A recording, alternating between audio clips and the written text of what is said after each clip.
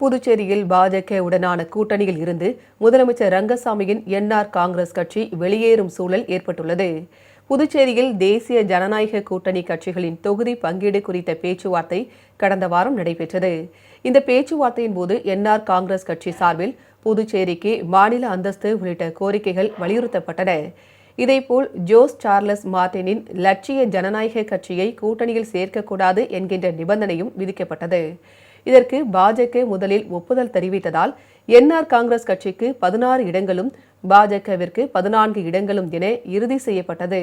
ஆனால் இந்த நிபந்தனைகளை பாஜக தலைமை ஏற்க மறுப்பதாகவும் லட்சிய ஜனநாயக கட்சியை கூட்டணியில் சேர்க்க பாஜக முடிவு செய்து இருப்பதாகவும் தகவல் வெளியாகியுள்ளது.